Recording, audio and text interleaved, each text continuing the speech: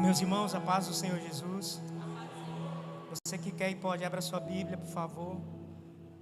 Livro do Apocalipse, capítulo 3. A partir do versículo 14.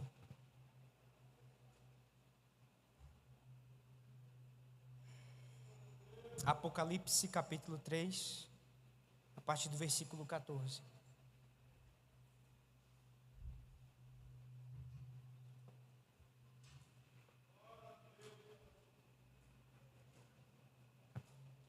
Você percebeu que Jesus está aqui? Quando Ele está no culto, a gente fica com medo de atrapalhar o culto. Quando Jesus está no culto, a gente fica com medo de atrapalhar o culto. Quem canta, quem prega, fica assim: meu Deus, eu não quero atrapalhar o que está acontecendo.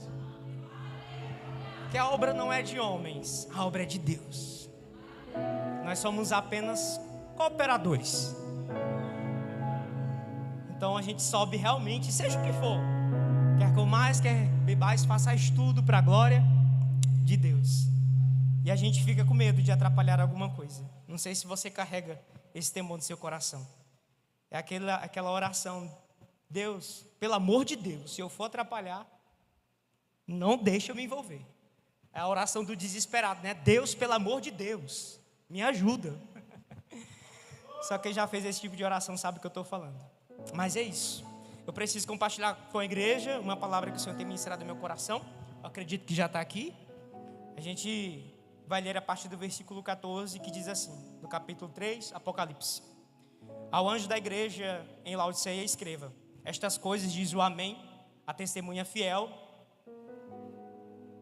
e verdadeira, o princípio da criação de Deus. Conheça as obras que você realiza, e você não é nem frio nem quente. Quem dera você fosse frio ou quente. Assim, porque você é morno e não é nem quente nem frio, estou a ponto de vomitá-lo da minha boca. Você diz, versículo 17: sou rico, estou bem de vida e não posso e não preciso de nada. Mas você não sabe que é infeliz, sim, miserável, pobre, cego e nu. Aconselho que você compre de mim ouro refinado pelo fogo, para que você seja de fato rico. Compre vestes brancas, para que você possa se vestir, a fim de que a vergonha da sua nudez não fique evidente, e colírio para ungir os olhos, a fim de que você possa ver. Versículo 19: eu repreendo e disciplino aqueles que amam. Portanto, seja zeloso e arrependa-se. Amém? Pode sentar, muito obrigado.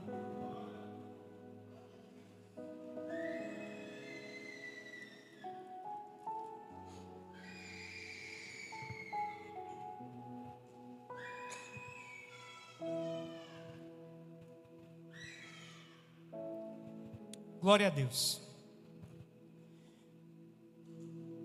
É necessário nós entendermos o contexto aqui da igreja que estava em Laodiceia. Mas antes de chegar aqui propriamente no que João escrevera à sétima igreja, ou à última igreja, que são 7 cartas, né? Que ele, pelo Espírito de Deus, recebeu a revelação do próprio Senhor Jesus, e ele endereçou às igrejas da Ásia Menor.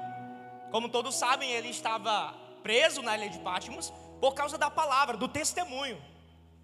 E por conta disso, ele estava agora sofrendo, literalmente falando. E ele recebe a revelação de Deus exatamente nesse contexto. E a revelação que ele escreve a cada igreja, é interessante nós observarmos, porque havia ali elogios. Mas quando você vai para a igreja de Laodiceia, a gente não encontra elogios que o próprio Deus vai tecer em relação a essa igreja. E é um sinal que nos chama muito a atenção. Essa igreja está localizada numa cidade que era muito rica, era muito próspera. Essa cidade continha nela uma faculdade muito conhecida, porque ela produzia um colírio para os olhos, muito famoso. Essa cidade também era conhecida pelas suas atividades bancárias. Nós estamos falando de uma cidade acima da média.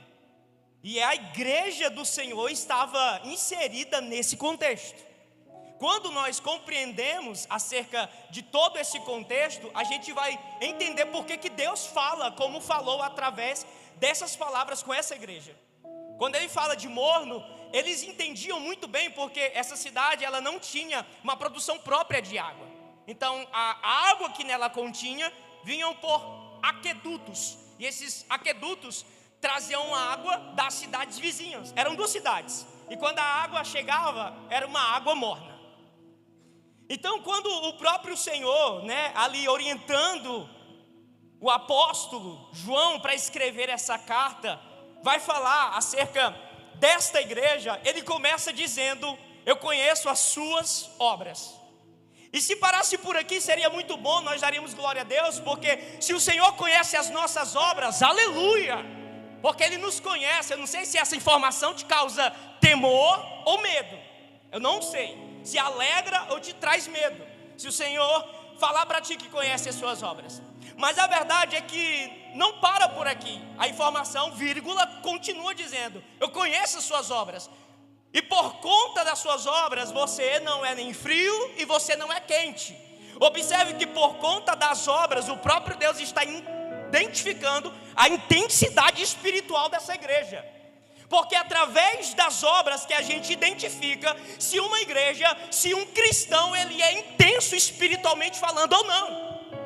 Porque não tem como a gente olhar para uma igreja e dizer que ela é fervorosa só porque os cultos são lotados, ou talvez tenha a marcha do reteté, tem o mover nos cultos, mas as obras dessa igreja não revelam a sua intensidade espiritual. Porque obras é exatamente obras de justiça, é obras de uma igreja que impacta a cidade, que impacta pelo menos a rua do bairro na qual ela está inserida. Porque se essa igreja, através das suas obras, seja ela qual for, não impacta positivamente as pessoas que ela serve, o bairro na qual ela está inserida, nós chegamos à conclusão que não é uma igreja fervorosa. É isso que vai indicar uma igreja fervorosa, é as suas obras. E se as suas obras não fazem isso, esse impacto positivo na sociedade, isso revela que você é morno ou frio. E o próprio Deus está usando isso. Eu sei, Breno, que nós não somos salvos pelas obras. A gente já tem estudado isso ricamente aqui na FAV. Paulo vai escrever muito sobre isso. E o próprio Tiago vai dizer que aquele que tem fé, mas não tem obras, tem uma fé morta. Então, necessariamente, nós como cristãos e nós como igreja precisamos realizar obras para que o nome do Senhor seja glorificado. Porque é isso que vai revelar diante de Deus a nossa intensidade espiritual. Não venha para cá dizer para mim que você é intenso espiritual se você só é intenso aqui nos cultos, mas no teu dia a dia, no teu trabalho, na tua casa, no dia comum, você não revela nenhuma obra positiva para que o nome do Senhor seja glorificado. Porque através das obras, não é através de cargo, não é através de um microfone na mão, não é através de título que a gente revela a nossa intensidade espiritual. Oxalá se fosse. Mas a verdade, biblicamente falando, não é. Eu conheço as tuas obras. Você não é frio e você não é quente. Exatamente por conhecer as obras, Deus está censurando essa igreja. Observe que aqui não é uma palavra de louvor, é uma palavra de censura. E porque essa igreja era morna, como já falei acerca do contexto histórico para todo mundo entender, essa igreja está entendendo muito bem o que Deus está falando com ela. Eu estou a ponto de vomitar-te da minha boca. É uma ânsia, é uma repulsa. Deus não se agradava dessa igreja, pelo contrário, Ele estava a ponto de vomitar da boca dele essa igreja. Talvez você não concorde comigo e tudo bem, mas eu particularmente acredito, Breno Mota, que essa igreja, Laodiceia, representa, ou no mínimo se aproxima da igreja do século no qual nós estamos. Uma igreja morna. E olha o tanto que isso é interessante. Quando a gente vai olhar para essa figura de linguagem, de vomitar da boca, o próprio Deus está censurando, repreendendo que essa igreja não tem fervor espiritual. Ele está censurando essa igreja pela indiferença. Ele está censurando essa igreja pela hipocrisia. Eu não sei outrora, mas essa história já começa desde Jesus, repreendendo os fariseus, hipócritas. Hoje o que mais se tem é cristão hipócrita. Eu não sei se isso te ofende. Pessoas que aparentam ser da igreja, todo gospel, aparentam ser cristãos, mas a verdade é que eles vivem como se fossem ímpios, sepulcros caiados. E eu não estou falando a nível de Fave não, tá? Não se sinta ofendido. Eu estou falando a nível geral. Quando você olha para a igreja, quando você olha a nível geral, você vê o tanto que as pessoas são hipócritas. É tão tal que você não sabe em quem pode confiar. E isso é tão tal que tem lojas que não vendem para pessoas que se dizem ser crentes, porque infelizmente crente tem essa fama que não paga. E isso não aconteceu da noite para o dia. Nós precisamos alertar a igreja acerca exatamente disso. Porque nós precisamos romper com a hipocrisia. Nós precisamos romper com a falta de compromisso. Nós precisamos romper com a frieza espiritual. Nós precisamos romper com a indiferença. Gente, nós não estamos vivendo o evangelho em sua essência como nós deveríamos viver. Nós estamos muito individualistas, buscando os nossos próprios interesses. Que raio de igreja é você? Que raio de cristão é você? Que só corre atrás dos seus interesses e não busca a causa do reino.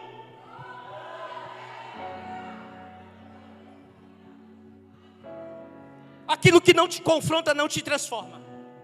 Você já sabe muito bem disso. Aqui eu não vim para entretenimento. Porque se você sai daqui me aplaudindo, mas não sai daqui com um desejo de transformação, eu não cumpri o meu objetivo de pregador. Porque é para você ouvir a mensagem e sair daqui com o sentido de querer a transformação, melhorar, mais de Deus. É tão tal que depois de tanto conhecimento da palavra que a gente vai adquirindo, a minha oração tem sido: pastor, Deus tem misericórdia de mim. Tem misericórdia da sociedade, da igreja. Porque se o Senhor não tiver misericórdia, ai de nós. Ai de nós. Miseráveis pecadores, miserável pecador que sou. E nós precisamos romper com tudo isso, com essa questão da mornidão espiritual. Nós precisamos parar de se preocupar com tantas performances. Eu luto contra isso. A gente que prega, a gente está preocupado com performance. O que é que vão achar, o que é que vão dizer. A gente que está com o microfone na mão, se o povo vai gostar, não é sobre isso. Você que recebeu um ministério da parte de Deus, uma vocação do Senhor, não é sobre isso. Não é sobre você, não é sobre performance. É sobre você conduzir outras pessoas para o arrependimento. Aleluia! O Senhor está repreendendo essa igreja. Aquilo que é morno a gente pode dizer que é medíocre, porque não é quente, não é frio, é morno, meio termo, medíocre. Não é lá e nem cá, é medíocre. Um exemplo para você entender, a gente pode até usar aqui os crentes raimundos. Um pé na igreja, outro no mundo. Não sabe se fica no mundo, não sabe se fica na igreja. Até gosta dos cultos dos crentes, até gosta dos louvores que são da igreja, até gosta dos gritos de pessoas como eu, até gosta de ser confrontado. É isso mesmo, Breno, é isso mesmo, pastor, é a palavra. Até gosta, mas a verdade é que nós, a maioria de nós, somos meio termos. Somos meio termos, mornos, medíocres. Porque falei e repito, que vai revelar a intensidade espiritual de um cristão e de uma igreja é as suas obras. Se as obras não estão impactando nós como cristãos e igreja, a sociedade, nós estamos falhando no nosso papel. mediocridade. Deus nos quer por completo, gente. Não basta apenas ser frequentador de culto. Tem muitos que já se tornaram frequentadores de culto e está tudo bem para eles. Vêm à igreja aos domingos para pagar os pecados, e aí voltam para viver como se não ouvissem uma palavra de repreensão, como se não conhecessem o evangelho da salvação. Deus está nos alertando essa noite para que a gente viva uma vida que agrade a Ele, uma vida que não seja morta, mas seja intensa, uma vida que seja fervorosa. Deus nos quer por completo, gente. Como nós devemos amar a Deus? De todo o nosso coração, de toda a nossa força, acima de tudo, acima de todos. É assim, Deus não é carente de amor. Se nós não amar a Deus dessa forma, Deus não faz questão de ser amado por nós, porque Deus não é carente. Deus não é carente do seu glória a Deus. Deus não é carente de que você esteja aqui nessa noite, embora você precisa estar, mas Deus não precisa. Deus não é carente do teu serviço, da mídia, do Breno Mota, dos tocadores. Deus não é carente de nada disso aqui. Se isso te confronta, então eu atingi meu objetivo. Porque a palavra tem me confrontado e é muito, irmãos. Pensa num garoto que está vivendo uma reforma. Uma reforma de dentro para fora. Porque eu tenho entendido o que é o evangelho na sua simplicidade. Na sua simplicidade, o que é o evangelho. O evangelho sem mistura, sem mandiga, sem barganha, sem troca. E isso confronta quem nunca teve acesso ao evangelho simples e genuíno. Confronta muito, porque no início, quando eu comecei a ter acesso ao evangelho simples, sem mistura, como isso me confrontou. Como isso mexeu com as minhas estruturas. Eu até me julgava certo, mas eu era o errado e pensava que estava certo. Até o Espírito de Deus te convencer, abrir os seus olhos e fazer você entender que você precisa mudar. E eu sinto graça de Deus para liberar isso sobre alguém que me ouve nessa noite. Você precisa mudar. Breno, mas eu já sou da igreja, eu já tenho um currículo gospel na igreja. Você precisa mudar. Você precisa mudar. Você precisa se posicionar. Você precisa assumir o homem e a mulher de Deus que você é. E parar de ser morno, parar de ser morna. Porque senão o Senhor vai nos vomitar. Eu não acredito num avivamento enquanto shows estão lotados e orações estão vazias. Eu não acredito. Eu não acredito no mover do Espírito de Deus enquanto casas estão lotadas por aí, outras casas, mas não casas de orações. Eu não acredito. Porque o avivamento me conduz exatamente para a oração. O avivamento vai me conduzir exatamente para a santificação. Eu fico apaixonado porque eu quero agradar o meu Senhor Jesus. E eu não acredito nisso. Em multidões vazias de Deus. Eu não acredito. Eu não acredito em casas cheias de movimento, mas pessoas vazias de Deus. Eu não acredito nisso. E você sabe muito bem que essa é a verdade. Que nós vivemos em uma geração onde muitas vezes a gente vai para eventos lotados de pessoas vazias de Deus. É tão tal que a gente tem que fazer um mover a cada 6 meses, senão não sustenta. Tem que fazer um mover a cada 6 meses, senão o povo não fica. Que vida cristã é essa que você tem? Que nós temos? Ao ponto de precisar de movimento na igreja para a gente ficar firme com o nosso Senhor. Aquele que morreu na cruz por nós. Se isso não for suficiente para você, nada mais vai ser suficiente. Se isso não bastar para você, que Cristo perdoou teus pecados, te tornou aceitável na presença de Deus, nada mais vai ser para você suficiente. Porque nós precisamos de um despertamento espiritual. Estou a ponto de vomitar-te da minha boca.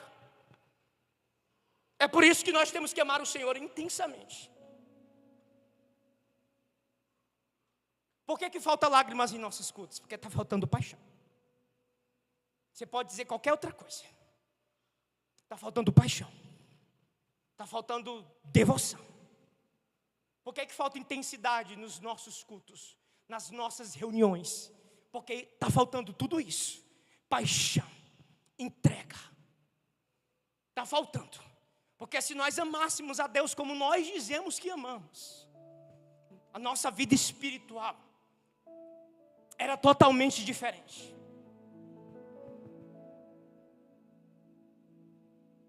A religiosidade, eu confesso para vocês, produziu em mim mais paixão pelos microfones do que paixão pelo secreto. E estava tudo errado. Paixão pelas plataformas, pelas visibilidades, e não paixão por Cristo. Porque quando você mais ama isso aqui, cantar para o povo te ouvir, do que cantar para o Senhor no teu quarto, a sós, talvez na calada da madrugada, isso revela que o teu coração está no lugar errado. Porque não é sobre eu estar aqui, é sobre Ele me conhecer na minha casa, no meu dia a dia. É sobre eu viver de forma apaixonada por Ele. Não é sobre a minha performance. Não podem me arrancar disso aqui, mas não podem me arrancar do meu lugar de comunhão, de devoção. Maria escolheu a boa parte. Quando Marta foi lá reclamar, o que foi que Jesus disse? Ela não vai ser retirada da boa parte. Foi ela que escolheu. Nem eu posso interferir na escolha dela, nem eu posso interferir na devoção dela, nem eu posso interferir na paixão que ela tem. Ela escolheu a boa parte, a paixão, uma vida devota a Cristo. É uma escolha que nós precisamos fazer dia após dia. Pare de ser frequentador de cultos aos domingos, pare de ser frequentador da igreja somente. Seja a igreja, seja aquele que vai fazer a diferença, seja aquele que tem fervor espiritual através das obras, e Deus quem vai julgá-las. A gente, quinta-feira, o departamento de missões foi fazer uma visita numa ONG, uma casa de apoio. A gente chegou lá pensando que iria orar, iria ministrar e muita coisa iria acontecer. Mas a verdade, os irmãos que estão aqui, que foram uma cerca de 10, 15, sou péssimo de números por cima, são testemunhas, e eu disse: a gente vai mudar a liturgia. Porque a verdade é que a gente veio para cá foi para ser ministrados. A gente veio para cá foi para ser despertado. Porque lá, embora tenham pessoas que preguem o evangelho, mas a verdade é que eles estavam pregando o evangelho com as obras, sem dizer uma palavra. E aquilo me confrontou enquanto cristão. Aquilo me confrontou enquanto servo de Jesus. E esse é o tipo de evangelho que nós somos convidados a viver. Andar como Ele andou. Seguir os passos de Cristo. Deus não quer levantar uma referência, uma inspiração gospel. Não. Qual vai ser a próxima referência? Qual vai ser o próximo hino que vai estourar? Deus não está interessado nisso. A referência é Cristo. A referência já foi levantada na cruz para morrer por nós. O exemplo é Ele, a inspiração é Ele. Disse Paulo: sede meus imitadores, como eu sou imitador dele. Eu posso até influenciar você, mas eu aponto para Ele. Ele é a referência, Ele é a inspiração, Ele, Cristo. Nós precisamos urgentemente livrar-nos da mediocridade. E olha só o que essa igreja dizia no versículo seguinte, 17: sou rica, ou sou rico, estou bem de vida e não preciso de nada. Olha o que o Senhor diz: mas você não sabe que é infeliz, sim, miserável, pobre, cego e nu. Mas calma, essa igreja não está dizendo que não precisa de nada. Essa igreja não está dizendo: estou bem. E como pode Deus chegar para essa igreja e dizer: você não sabe que é miserável, que é pobre, sim, infeliz, cego, nu. Olha só o contexto dessa cidade. Era uma cidade próspera, rica, não tinha falta de nada. E a mediocridade daquela igreja era camuflada pelo fato de ela estar rica, satisfeita com a vida e não precisar de coisa alguma. A riqueza, a aparente não necessidade de alguma coisa, pode nos fazer sentirmos espiritualmente mesmo quando não estamos bem. Eu não estou dizendo que o dinheiro é do diabo, mas se a igreja não vigiar, se eu não vigiar, eu posso pensar que estou bem diante de Deus, só porque eu tenho dinheiro na conta, só porque eu tenho para dar, para emprestar, enfim. As riquezas, elas podem nos iludir, irmãos. Ter dinheiro é bom, sermos ricos é bom, mas isso não indica que Deus está te aprovando. Uma igreja que tem muito carro, muita bênção financeira, podemos assim dizer, não indica que Deus está aprovando aquela igreja. Olha só o contexto dessa igreja, não preciso de nada. A gente pode quebrar, fazer, comprar, pagar, a gente não tem falta de nada. E o próprio Deus está dizendo agora: vocês não sabem que vocês são cegos. Vocês não sabem, sim, vocês são infelizes. Vocês são pobres. Vocês são tão ricos que a única coisa que vocês têm, ou melhor, tão miseráveis, tão pobres, que a única coisa que vocês têm é dinheiro. E nu. Essa foi uma palavra assim de repreensão para essa igreja, Laodiceia. E é sim uma palavra de repreensão para nós, cristãos do século 21. Porque se nós não nos alertarmos, se nós não nos atentarmos, nós poderemos ser, como igreja brasileira, vomitados pelo Senhor. Porque nós estamos pensando que pelo fato de não precisar de nada, nós somos uma igreja rica, próspera, abençoada e aprovada por Deus. Mas essa não foi a realidade espiritual quando Deus orientou João a escrever aquela carta. E eu fecho aqui dizendo 3 pontos importantes, que foi o que Deus disse para essa igreja. Deus disse o seguinte: eu aconselho, Deus de graça e misericórdia.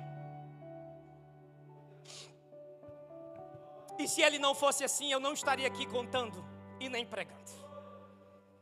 Se Ele não fosse cheio de graça e misericórdia, você não estaria aqui me ouvindo. Você sabe muito bem. Eu não sei se você consegue, tem sensibilidade para reconhecer isso, de que é a misericórdia de Deus que tem nos guardado e nos abençoado. Deus é tão cheio de graça e misericórdia que no versículo por número 18 Ele diz: aconselho. Eu queria ler naquela versão, mas o óculos não vai até lá. Vou ficar com a minha mesma. Aconselho que você compre de mim ouro, para que você seja rico. Compre vestes para que você cubra a sua nudez. Compre colírio para ungir os olhos e para que você veja. Deus foi nos 3 pontos que aquela igreja julgava positivo para ela. Mas a verdade é que o Senhor deu uma palavra de orientação, de conselho para essa igreja, para que essa igreja reconhecesse: você precisa comprar ouro de mim. Você precisa comprar ouro de mim, exatamente porque vocês são pobres.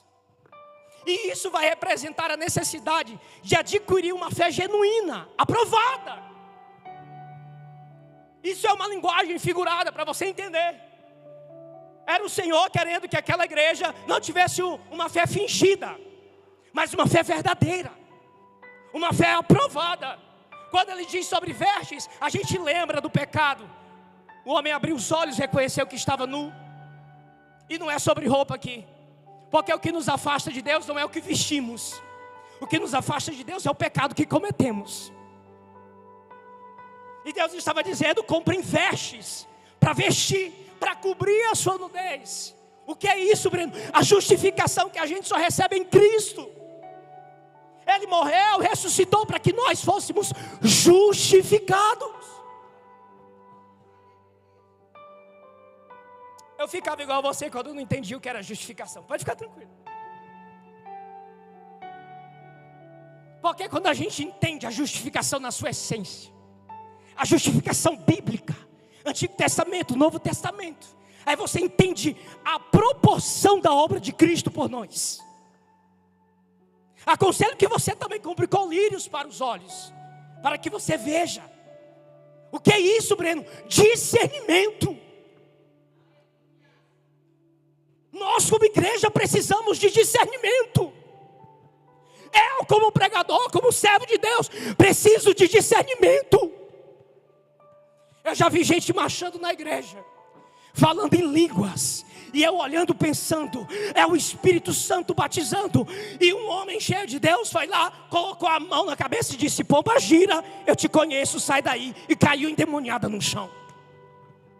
Nós precisamos de discernimento, porque nem tudo que parece é. E você só vai saber isso pelo discernimento espiritual. É por isso que, por mais que você possa olhar e pensar, a igreja brasileira está muito boa, a igreja está crescendo, está fazendo muitos eventos, os shows que estão fazendo por aí da igreja estão lotados, e você não tiver o discernimento, você vai pensar que a igreja está muito boa. Mas a verdade é que quando você olha pelo discernimento espiritual, o Espírito de Deus te compele a orar pedindo misericórdia, Senhor. Porque tem filhos que não falam com o pai e são da igreja. Tem irmãos que não gostam uns dos outros e são da igreja. Se você disser que isso está tudo bem, eu suspeito que tipo de evangelho você tem ouvido. Tem gente que só fala com o pastor porque é o pastor. Se o pastor não fosse o pastor, não falaria com o pastor. Você está entendendo? É porque é o irmão da igreja que trabalha na igreja, eu preciso falar. Mas a verdade é que não falaria.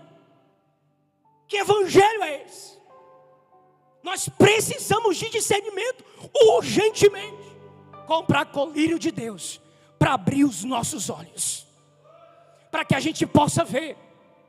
Porque se a gente não for ministrado pelo Espírito de Deus, a gente vai continuar agindo de forma que Deus não se agrada.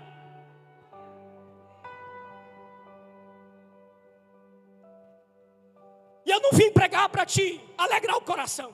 Desculpa se eu frustrei você. Eu vim pregar para você caminhar para a santificação.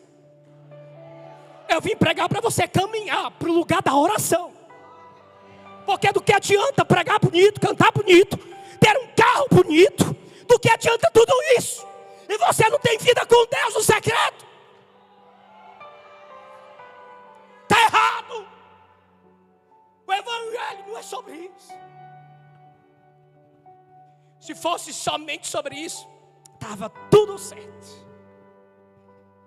Estava tudo certo. E depois que eu entendi, estou fechando, eu comecei a orar para o Senhor dizendo: Deus, eu quero que o Senhor me conheça. Hoje, eu tive comunhão de mesa, como a gente chama aqui na FAB, com alguns irmãos. E a gente falava exatamente sobre muita coisa que edifica. Porque pizza depois do culto, para ficar falando bobagem, convida qualquer pessoa, me exclua da sua lista. Se não for para me sair edificado de uma mesa na qual eu sentar, você entendeu? Eu prefiro não estar, é perca de tempo. Eu fui e conversei exatamente sobre isso, sobre essa vida com Deus que a gente precisa ter, que a gente está muito acomodado, e enquanto eu desperto outros, eu estou sendo despertado também. Porque assim é a caminhada cristã. Não é uma caminhada sozinho, isolado. É uma caminhada em conjunto. Eu ajudo você e você me ajuda. Eu oro pela sua vida e amanhã você ora pela minha, para que a gente possa continuar Essa caminhada que é tão desafiadora para o céu. Isso é igreja. Isso é igreja. E quando o Senhor repreende essa igreja, Ele deixa bem claro: é para você se arrepender. Seja zeloso e se arrependem. Seja zeloso, que você se arrependa, porque o Senhor disciplina aquele que ama.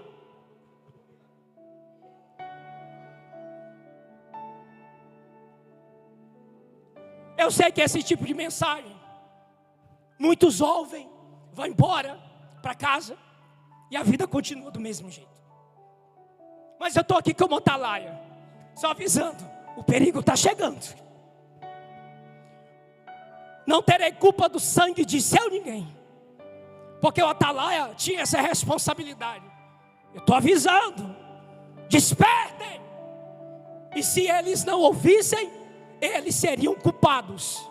O sangue não estaria na mão do atalaia. Eu sei muito bem do meu papel aqui nessa noite, é de alertar você: escapa-te pela tua própria vida, escapa-te pela tua casa. Ser cristão é mais do que sentar numa cadeira aos domingos para ouvir a palavra. Ser cristão é muito mais do que usar roupa gospel. Ser cristão é muito mais do que isso. É muito mais do que trabalhar loucamente nos cultos para acontecer. Ser cristão é muito mais do que isso. Seja zeloso e escapa-te pela tua própria vida. Fica de pé comigo só para a gente orar, por favor.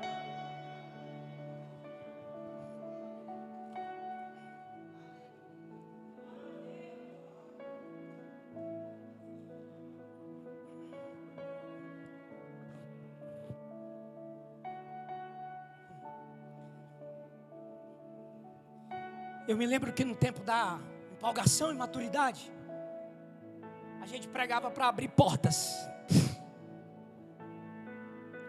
Quem prega aqui sabe. Para o povo gostar, seguir no Instagram, aprovar a gente, bater palma para a gente. O tempo da empolgação é perigoso. Faz a gente corromper o propósito, porque não é sobre isso. Porque nós, como pregadores, pastores, obreiros, nós como igreja, você como cristão, pesa sobre você, sobre nós, uma responsabilidade que Deus deu à igreja. Ide e pregai o Evangelho. E o Evangelho confronta. O Evangelho fez homens morrerem. Esse homem que recebeu essa revelação estava preso. Está disposto a ser preso pelo Cristo que você serve.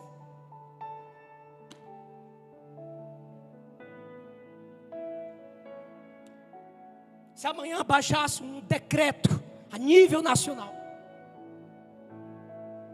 quem for cristão morre, a não ser que negar. Continuarias tu dizendo que é crente? Eu sei que a maioria. Cala-te, Breno.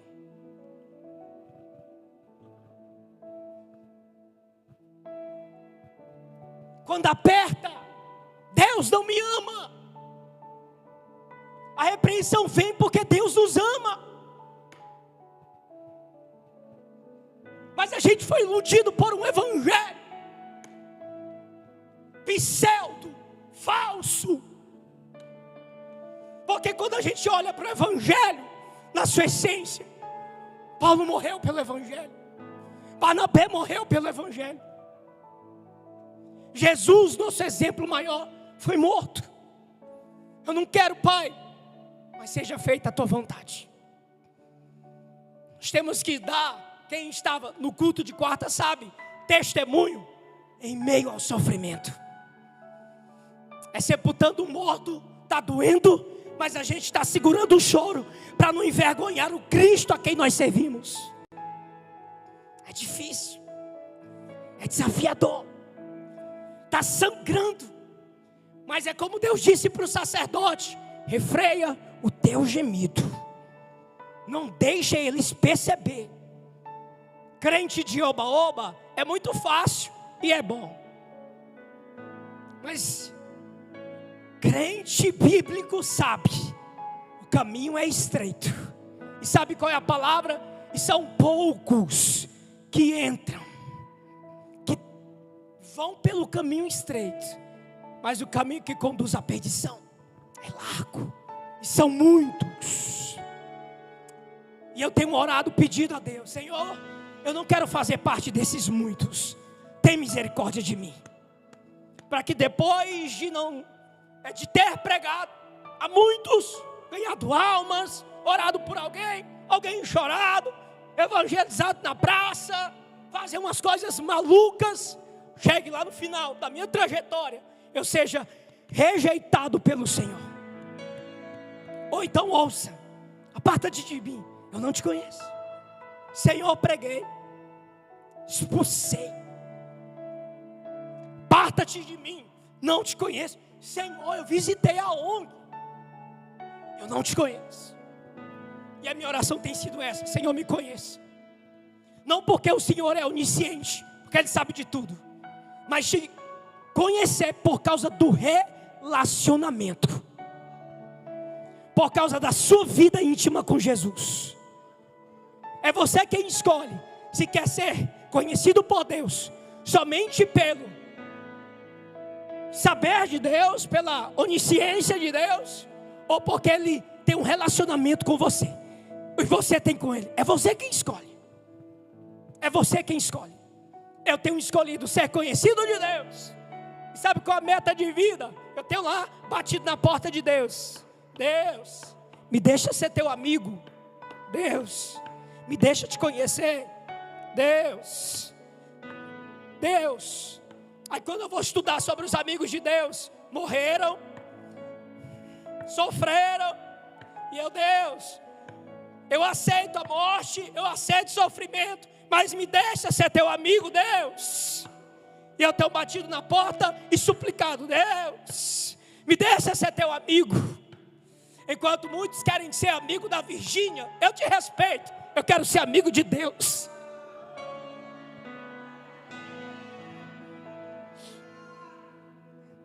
Eu não me mimo comprando, eu me mimo me rendendo.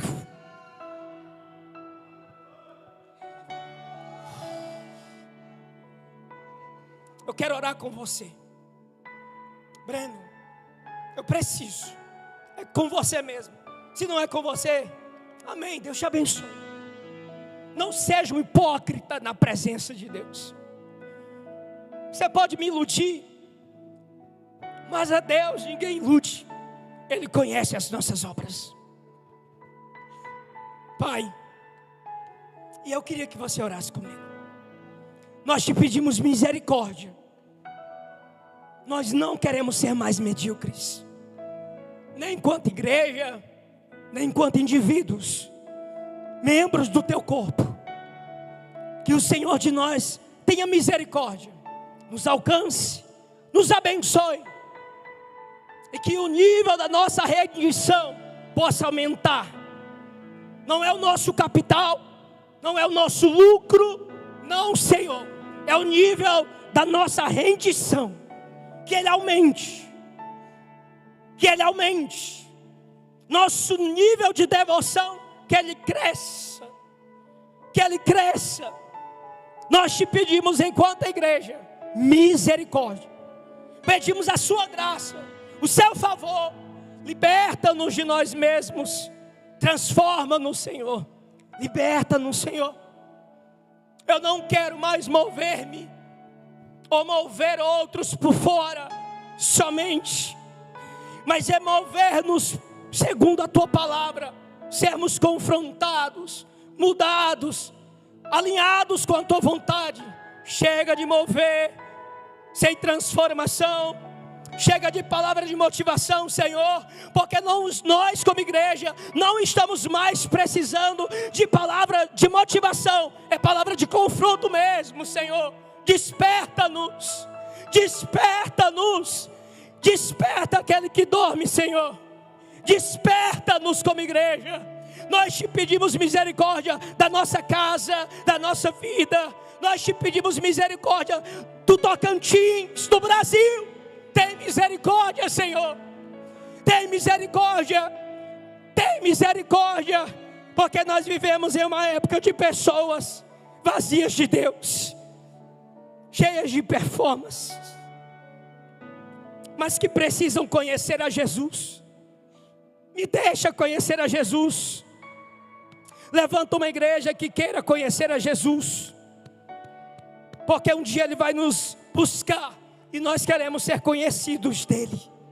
Nós oramos nessa noite, em nome do Senhor Jesus. Em nome do Senhor Jesus. Se você quiser e puder concordar comigo, diga amém. Saia daqui e reflita acerca de como está a sua vida com Deus, porque não é sobre o que a gente faz por fora, é como está